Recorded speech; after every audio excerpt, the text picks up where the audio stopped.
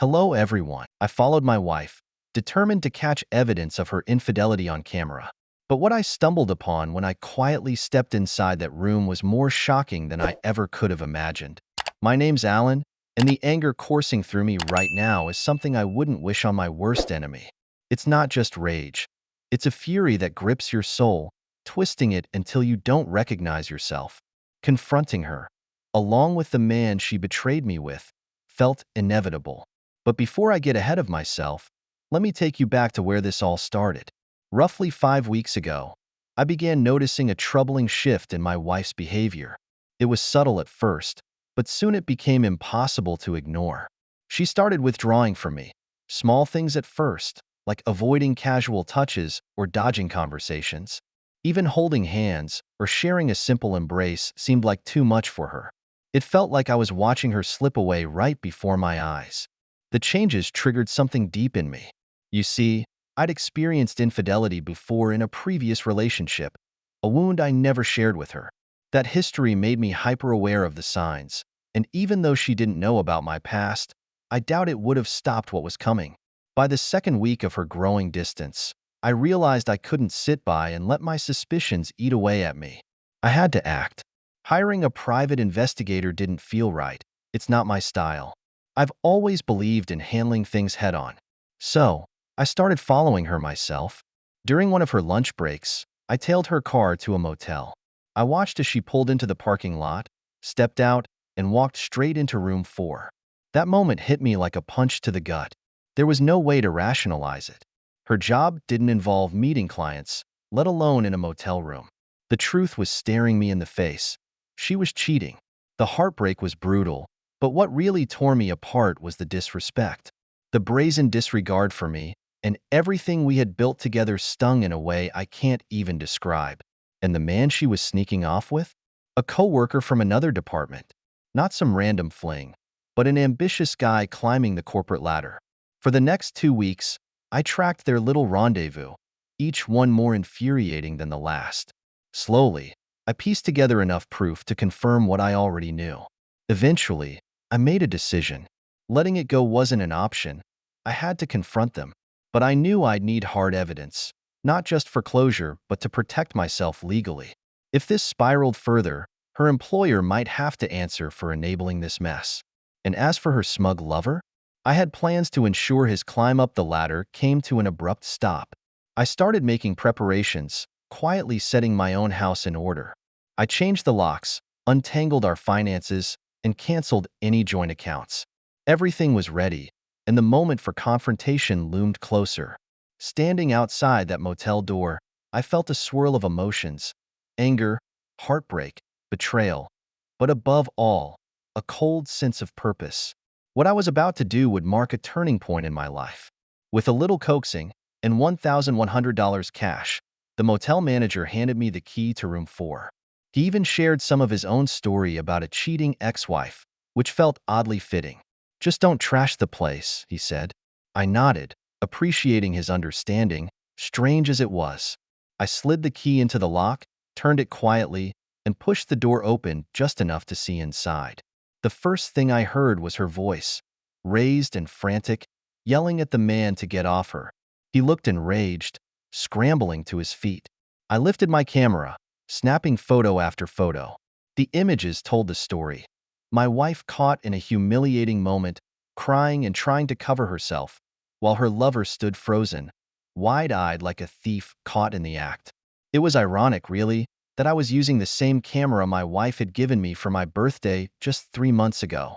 As I snapped the pictures, I felt a grim sense of satisfaction, knowing I was documenting the proof of her betrayal. I stepped inside, my voice calm but loaded with fury. "Who the hell are you?" I barked at him. "Get out of here before I show you just how bad your decisions were." Turning to her, I let my words slice through the air. "I'm her husband, or at least, I was until today. Which one of you gets your ass handed to you is still up for debate, but I'm betting it won't be me." The guy, radiating misplaced confidence, stepped toward me. I set the camera down, shifted slightly to my right, and let him close the distance. As he moved into my peripheral vision, I pivoted and delivered a hard punch. My fist collided with his face, knocking him off his feet. Anger surged through me, mingled with pain and a flicker of fear. Fear of what might happen if I lost control. But as I stood over him, watching him sprawled on the ground, I realized he wasn't worth the storm brewing inside me. I crouched and checked his pulse. It was steady, strong enough to reassure me he'd be fine. I straightened up, my attention shifting to Megan. She was huddled on the floor, sobbing uncontrollably, her body trembling like a fragile, broken doll. Her face was turned away, too ashamed or too afraid to look at me.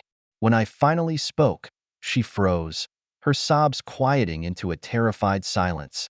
I must have looked unrecognizable to her, like a stranger wearing the face of the man she had shared breakfast with that very morning. "Enjoy the mess you've made," I said, my voice cold as steel. I gestured toward her lover, sprawled and stunned on the floor. "He's all yours now. I'm finished with your lies." Her tears fell harder, her body shaking as if a gust of wind might topple her. In that moment, I saw the realization hit her. There was no more hiding, no more pretending. The charade was over, and she knew it. Her eyes flicked toward me, then quickly darted away, unable to hold my gaze. I pulled the divorce papers from my bag and placed them on the table in front of her. "These are the standard forms," I said, my voice even though my insides churned. "I've already filed. The locks on the house have been changed. There's an account with your share of the assets, and this is your formal notice. We're done." Without giving her the chance to reply, I turned on my heel and walked out the door. Her voice broke through the air behind me, trembling and desperate. "Wait, Alan. Please, let me explain." "Don't do this," she cried. But I kept walking. I couldn't bear to let her see my face, not with tears threatening to spill from my eyes. If I turned back, I might falter, and I knew there was no room for hesitation. Too much had been broken. Too many wounds had been carved into what we once were. When I reached home, the locksmith was waiting in the driveway, as promised. He'd replaced the 3 entry locks and reprogrammed the garage door opener just as I'd instructed. I thanked him for his efficiency and handed him a $20 tip before stepping inside. The house, once a place of comfort, now felt cold and hollow. I sat at the kitchen table, staring blankly at the smooth surface, lost in a whirlwind of thoughts. The years Megan and I had shared ran through my mind like a film I couldn't shut off. I searched for the moment when things had shifted, when she started seeing me as less than I had been to her. But no matter how hard I looked, no clear answer emerged. In just 5 weeks, my entire life had unraveled. The pain of betrayal, combined with the bitter truths I'd uncovered, had changed me into someone I barely recognized. Megan, blind to the transformation in me, had been just as oblivious as I'd been to the signs in her. The shrill ring of the phone cut through the heavy silence.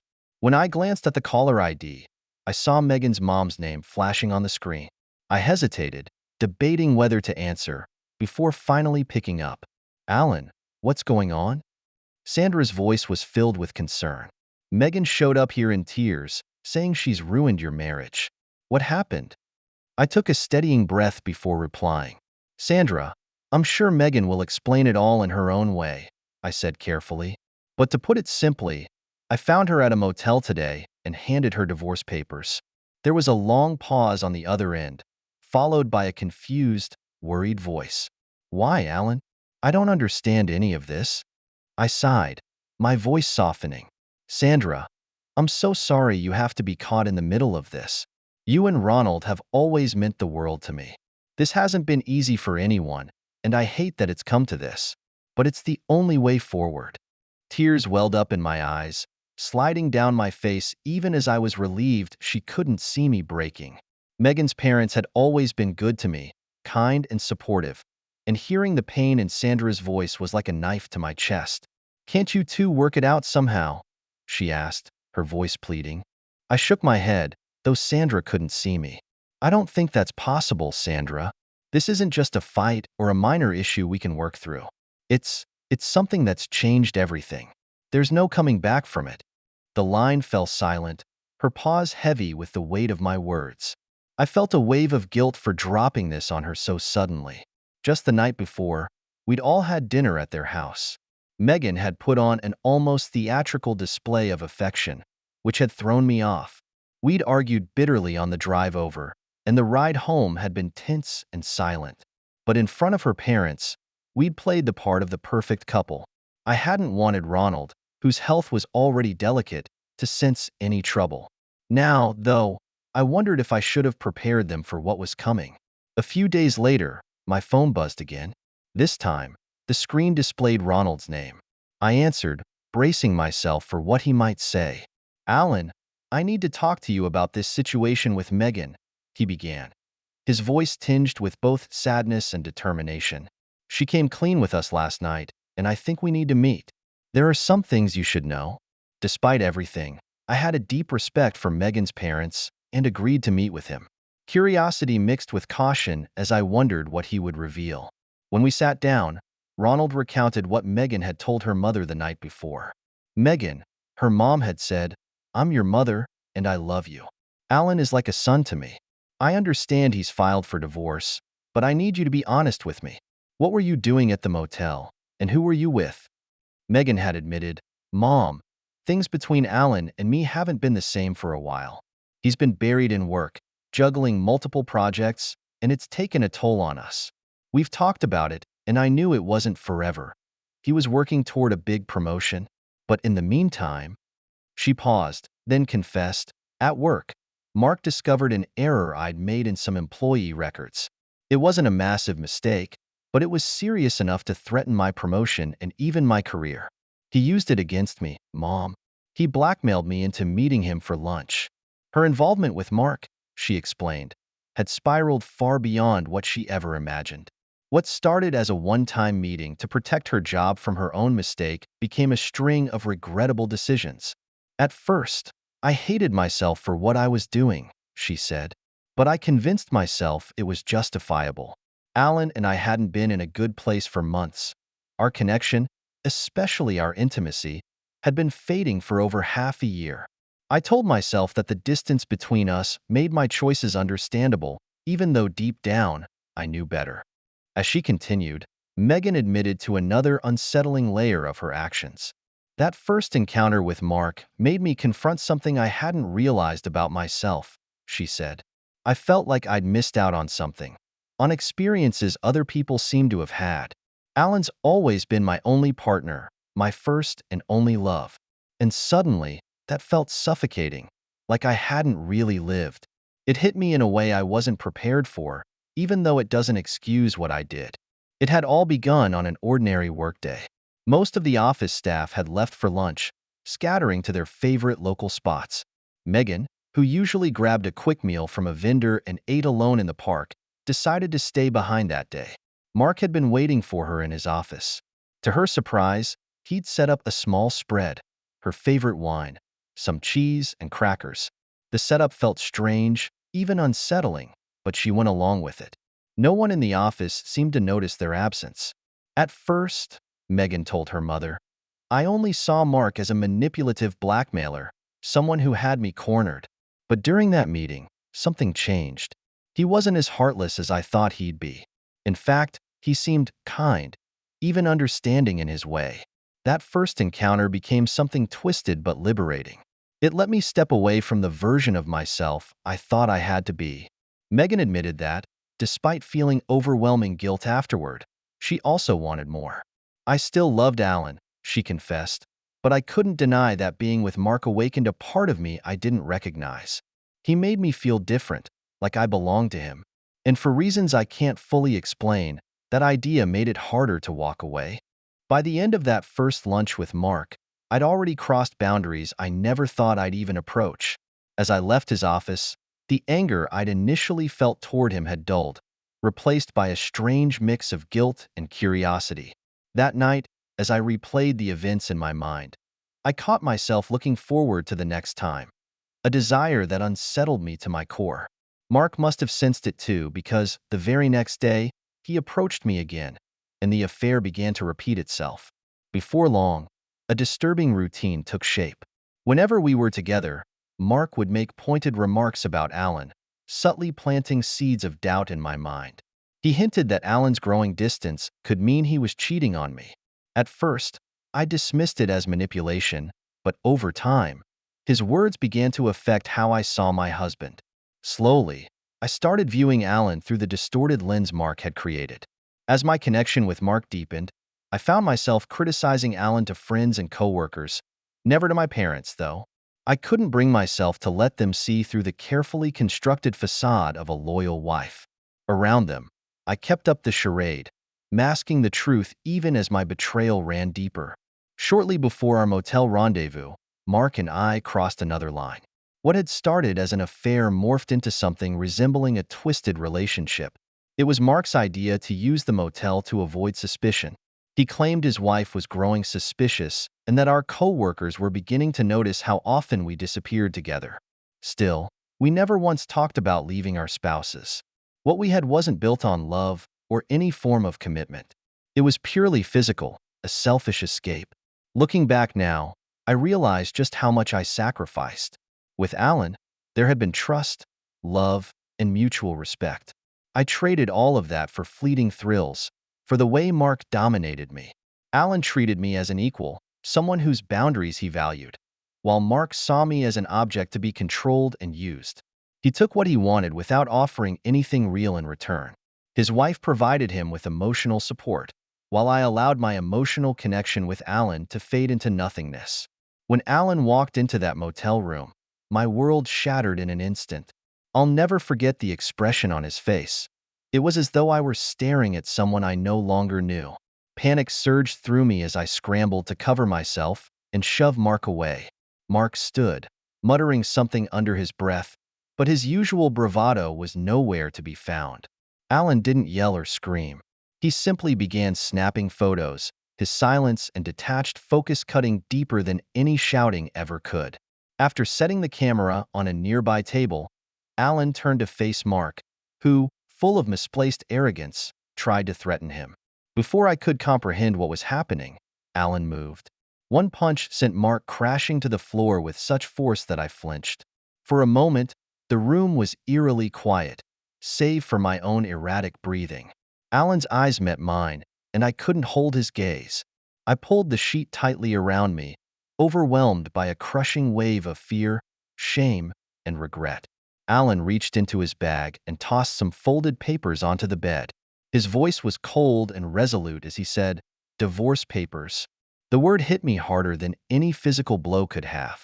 I sat there trembling, unsure if his anger would turn on me next. But it didn't. He picked up the camera and walked out without another word, ignoring my desperate cries. I don't even remember what I said. It all felt meaningless, hollow, and pathetic. After he left, I stumbled into the motel bathroom and stood under the shower for what felt like hours, trying to wash away the weight of what I'd done. I didn't even bother to check on Mark. At that moment, I couldn't have cared less if he were dead. Later, the motel manager stopped by to inspect the room. I felt nothing, not even embarrassment, as he surveyed the damage. I learned later that Alan had bought the key from that same manager. The man gave me a look so full of disdain it made my stomach turn. "You really screwed up," he said bluntly. He told me about catching his own wife with another man in a similar situation, which was why he'd been so eager to help Alan.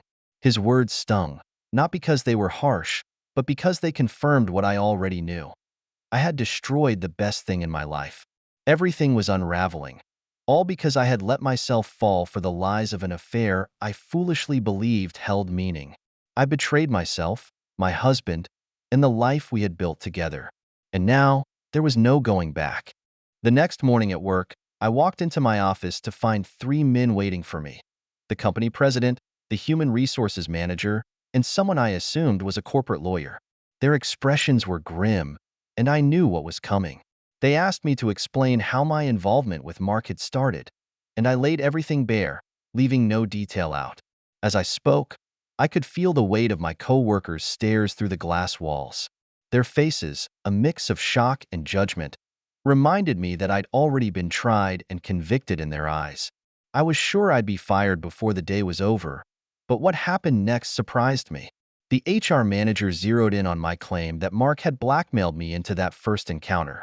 They had me sign multiple documents, detailing the coercion and the events that followed. By midday, I was out of the building for good.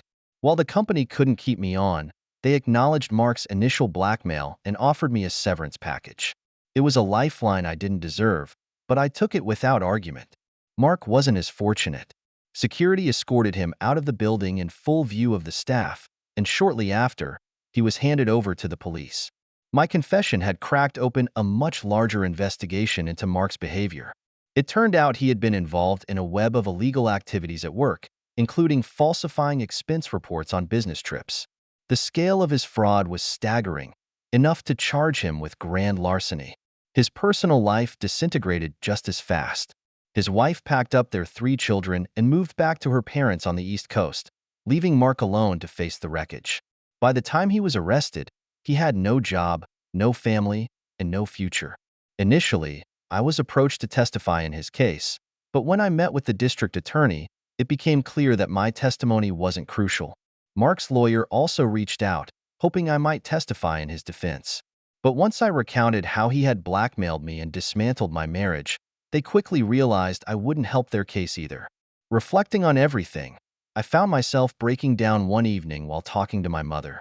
"Mom," I said through tears, "I don't even know how I made such terrible decisions.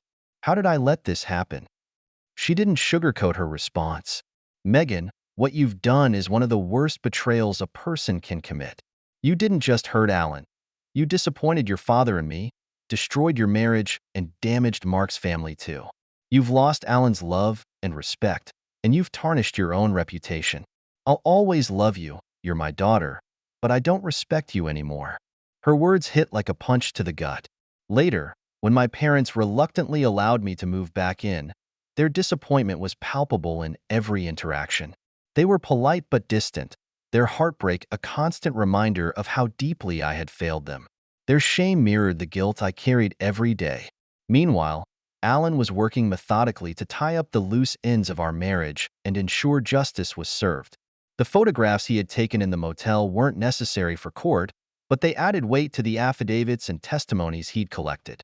6 people, including co-workers, the motel owner, and even a cleaning staff member, had provided sworn statements detailing Mark's and my actions.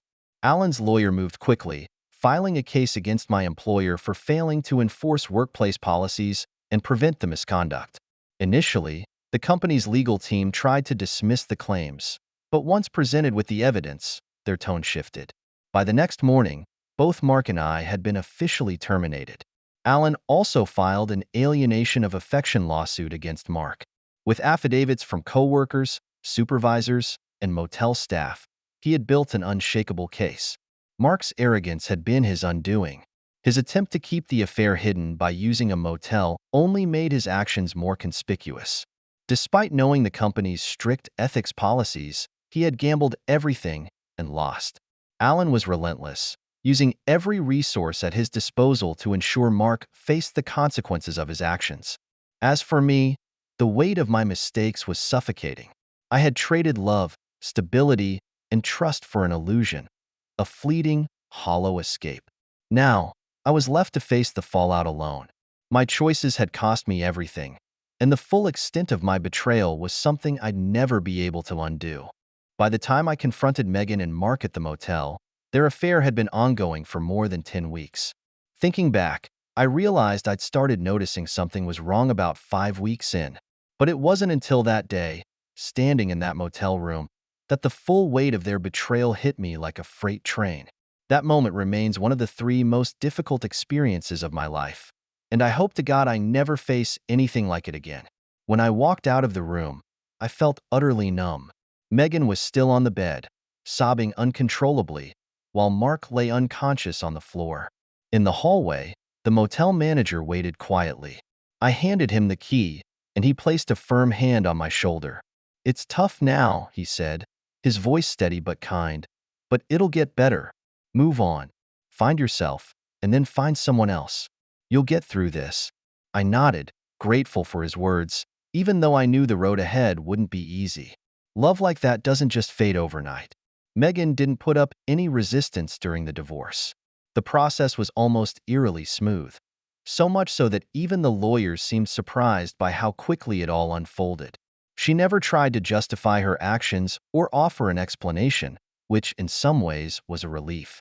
I didn't have to hear excuses or half-hearted apologies. When the papers were finalized, everything else fell into place quickly. Her former employer, eager to sweep the situation under the rug, agreed to cover all my legal fees and even provided a significant settlement to avoid any lingering fallout. Megan's life, however, spiraled downward. Jobless and living with her parents, she carried the heavy weight of her actions everywhere she went. Her betrayal hadn't just shattered our marriage, it had left deep scars on her family as well. Her parents, who were kind and decent people, were devastated. They still loved her, but reconciling that love with the pain she had caused was a constant struggle for them. The shame of her choices clung to her like a shadow, and rebuilding her life seemed like a far-off dream. Mark, on the other hand, ended up behind bars. When I heard about his fate, I felt a grim sense of justice being served. I couldn't help but think that now he'd experience a very different kind of intimacy, one he couldn't control. To me, Mark wasn't a man. He was a selfish, arrogant fool who destroyed not only my marriage but his own. His wife, a kind and lovely woman, left him and took their 3 children to live with her parents on the East Coast.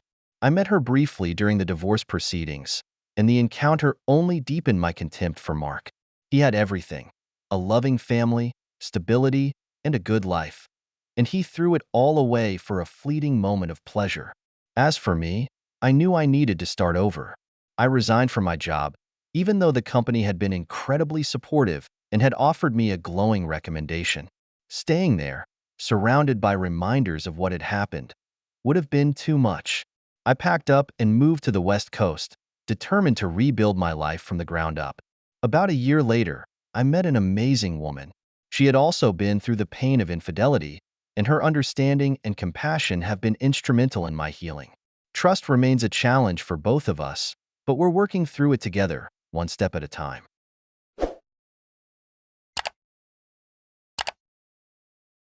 Bye.